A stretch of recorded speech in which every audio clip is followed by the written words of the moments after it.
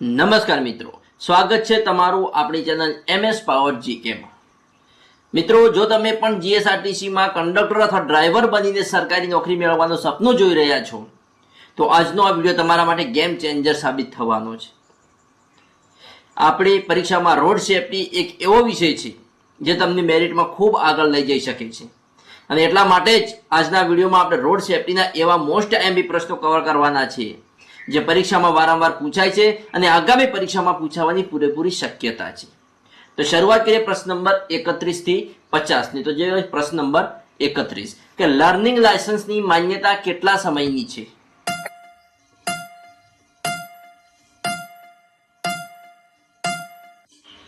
આપણો જવાબ રહેશે ઓપ્શન બી 6 મહિના। લર્નિંગ લાયસન્સની માન્યતા 6 મહિનાની હોય છે। નેક્સ્ટ પ્રશ્ન નંબર 32 કે કાયમી ડ્રાઇવિંગ લાયસન્સ મેળવવા માટે લઘુત્તમ ઉંમર કેટલી હોવી જોઈએ?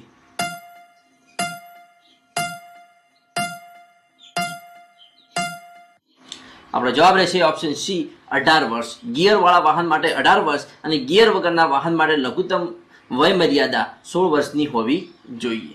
નેક્સ્ટ પ્રશ્ન નંબર 33 વાહનની હેડલાઇટનો ખોટો ઉપયોગ એટલે કે હાઈ બીમ પર રાખવી ક્યારે નુકસાનકારક બને છે?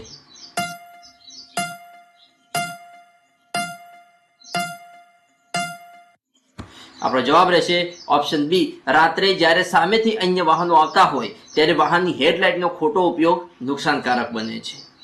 મિત્રો, એક ખાસ વાત જણાવી દઉં કે યુટ્યુબ પર તમને રોડ સેફટીના ઘણા વિડીયો જોવા મળશે જ્યાં કલાકો સુધી માત્ર લાંબી વાતો, બિનજરૂરી ચર્ચાઓ કે ટાઈમ પાસ થતો હોય છે, પરંતુ આપણો આ વિડીયો બીજા બધા કરતાં બિલકુલ અલગ છે।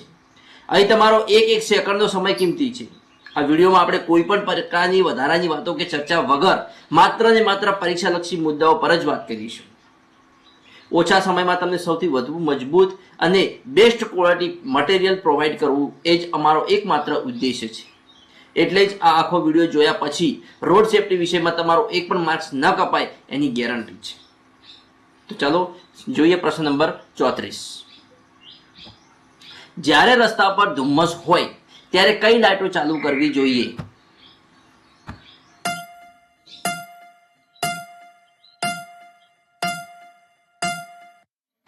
આપણો જવાબ રહેશે ઓપ્શન બી ફોગ લાઇટ્સ અને પાર્કિંગ ઇન્ડિકેટર્સ ચાલુ કરવી જોઈએ। નેક્સ્ટ પ્રશ્ન નંબર 35 રાઉન્ડ અબાઉટ પર પહેલો હક કોનો હોય છે?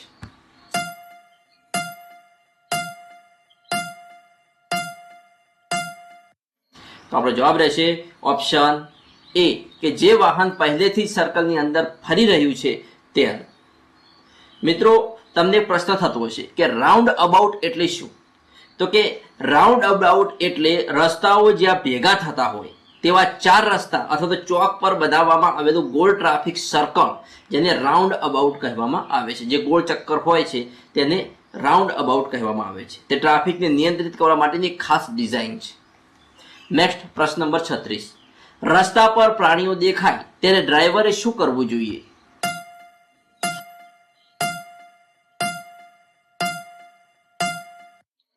આપણો જવાબ રહેશે ઓપ્શન બી વાહનની ગતિ ધીમી કરવી કે ઊભું રાખવું અને તેમને પસાર થવા દેવા જોઈએ। રસ્તા પર પ્રાણીઓ દેખાય ત્યારે ડ્રાઈવર કહેતા વાહનની ગતિ ધીમી કરવી જોઈએ અથવા તો ઊભું રાખવાના સંજોગ હોય તો ઊભું પણ રાખવું જોઈએ અને તેમને પસાર થવા દેવા જોઈએ। જોઈએ પ્રશ્ન નંબર 37 કે નીચેનામાંથી કઈ જગ્યાએ ઓવરટેક કરવાની સખત મનાઈ હોય છે?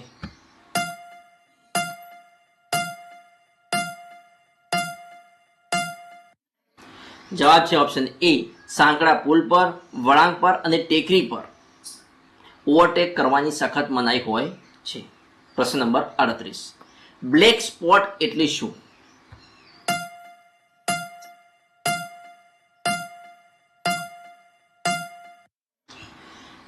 જવાબ છે ઓપ્શન બી રસ્તાનો એવો ભાગ કે જ્યાં અકસ્માતો થવાની સંભાવના સૌથી વધુ હોય છે તેને બ્લેક સ્પોટ કહે છે। એટલે રસ્તા પરનો એવો ચોક્કસ ભાગ કે નાનો પટ્ટો જ્યાં સૌથી વધુ અકસ્માતો થતા હોય છે અને તેને અકસ્માત પ્રવણ વિસ્તાર પણ કહેવામાં આવે છે। ઇંગ્લિશમાં એક્સિડન્ટ બ્લેક સ્પોટ પણ કહેવામાં આવે છે। જોઈએ નેક્સ્ટ પ્રશ્ન નંબર 39 ટ્રાફિક નિયમોના ભંગ બદલ ઈ ચલણ કેવી રીતે મોકલવામાં આવે છે?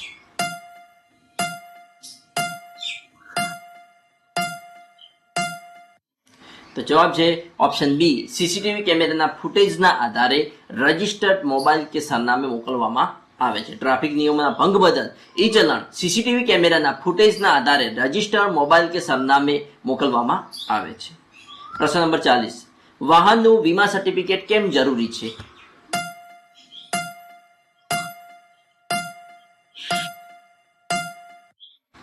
તો જવાબ રહેશે ઓપ્શન બી, અકસ્માત સમયે થતા નાણાકીય નુકસાન અને કાયદાકીય વળતરમાં રક્ષણ મેળવવા માટે વીમા સર્ટિફિકેટ જરૂરી છે. નેક્સ્ટ પ્રશ્ન નંબર 41, ગુડ સમરિટન એટલે શું? ગુડ સમરિટન એટલે શું?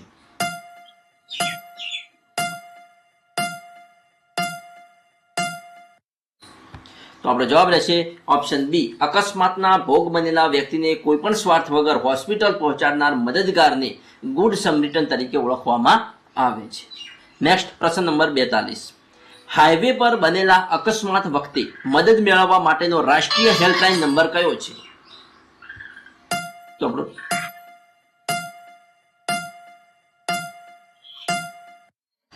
આપણો જવાબ રહેશે ઓપ્શન બી, 108 અથવા તો 1033.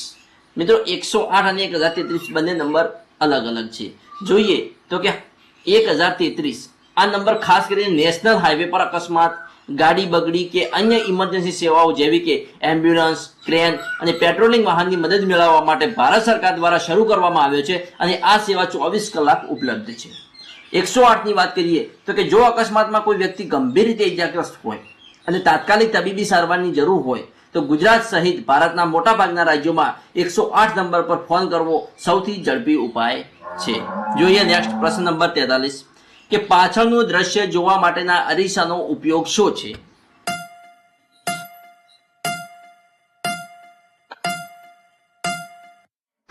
તો જવાબ રહેશે ઓપ્શન બી, ડ્રાઈવરને વાહનની પાછળ અને બાજુમાંથી આવતા ટ્રાફિકની સ્પષ્ટ માહિતી આપવાનો. પ્રશ્ન નંબર 44, કે ટ્રાફિક સિગ્નલ પર લાલ રંગની ઝબકતી લાઇટ શું સૂચવે છે?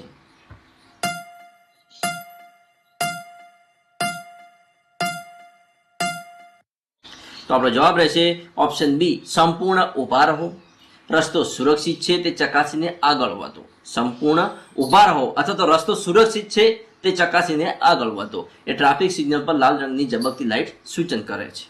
જોઈએ પ્રશ્ન નંબર 45, કે ડ્રાઇવિંગ કરતી વખતે થાક કે ઊંઘ આવે તો શું કરવું જોઈએ?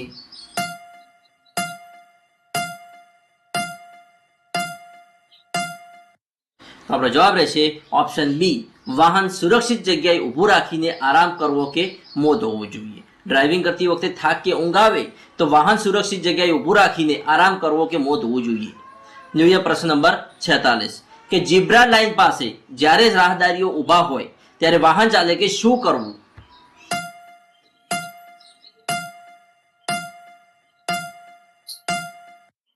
તો જવાબ રહેશે ઓપ્શન બી, સ્ટોપ લાઇન પહેલા વાહન સંપૂર્ણ ઊભું રાખવું અને તેમને રસ્તો ઓળંગવા દેવો. ઝીબ્રા લાઇન પાસે જ્યારે રાહદારીઓ ઊભા હોય ત્યારે સ્ટોપ લાઇન પહેલા વાહન સંપૂર્ણ ઊભું રાખવું અને તેમને રસ્તો ઓળંગવા દેવો. પ્રશ્ન નંબર 47, કે રેલવે ક્રોસિંગ બંધ હોય ત્યારે શું કરવું જોઈએ? રેલવે ફાટક બંધ હોય ત્યારે શું કરવું જોઈએ?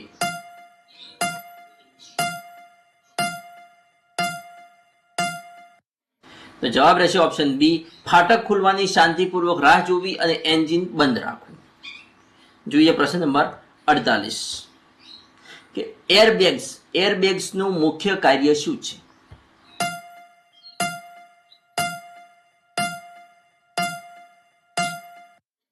જવાબ રહેશે ઓપ્શન બી, ગંભીર અકસ્માત વખતે ડ્રાઈવર અને મુસાફરને સીધા અથડાવાથી બચાવી જીવ બચાવવાની એ એરબેગ્સનું મુખ્ય કાર્ય છે. ગંભીર અકસ્માત વખતે ડ્રાઈવર અને મુસાફરને સીધા અથડાવાથી બચાવી જીવ બચાવવો એ એરબેગ્સનું મુખ્ય કાર્ય છે. પ્રશ્ન નંબર 49, કે રસ્તા પર રિવર્સ એટલે કે ગાડી પાછી લેતી વખતે શું ધ્યાન રાખવું જોઈએ?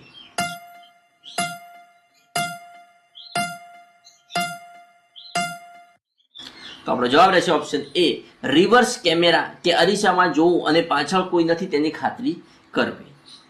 પ્રશ્ન નંબર 50, કે માર્ગ સલામતીની જવાબદારી કોની છે?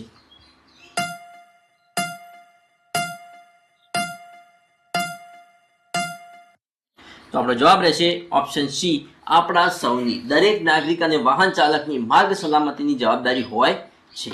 તો વિદ્યાર્થી મિત્રો, આ વિડીયો તમને કેવો લાગ્યો? જો વિડીયો સારો લાગ્યો તો વિડીયોને લાઇક, શેર અને કમેન્ટ કરવાનું ના ભૂલતા. Thanks for watching my video.